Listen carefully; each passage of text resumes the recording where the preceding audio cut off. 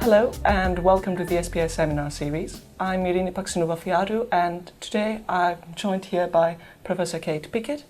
Professor Pickett is the co-author of The Spirit Level and is currently teaching at the Department of Health Sciences at the University of York. We're delighted to have you here today. Could you tell me a little bit more about yourself? Yes, I'm a social epidemiologist. And for those who don't know what an epidemiologist is, we study the distribution and determinants of health and disease in populations rather than in individuals. And a social epidemiologist studies the social determinants of health.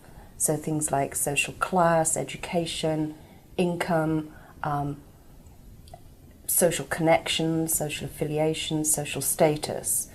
We look to see how that affects the health of populations. And my own particular area of interest is in the effect of income inequality on health and well-being. Could you tell me a little bit more about the Spirit Level? Sure. In the Spirit Level, what we're doing is presenting a vast body of evidence that income inequality, the gap between the rich and the poor, affects health and social problems, the prevalence of health and social problems in different societies. So the more unequal a society, the more health and social problems it has.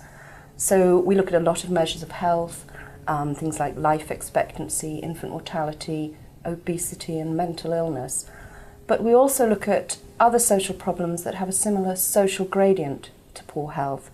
So things like teenage pregnancies, educational attainment, kids dropping out of school, things like violence, levels of social cohesion, imprisonment, a whole range of problems. And as well as showing that the average level of those problems is greater, is worse in more unequal societies, we show that inequality affects everybody across the social distribution, so that even those at the top of society, those with high levels of education or income, are more likely to have those problems if they live in a more unequal society than in a more equal one. In terms of policy, how would you say that it has affected people's lives? I think the main effect at the moment is awareness, increased awareness. And of course you have to hope that that will lead to grassroots pressure on politicians and policymakers to make change.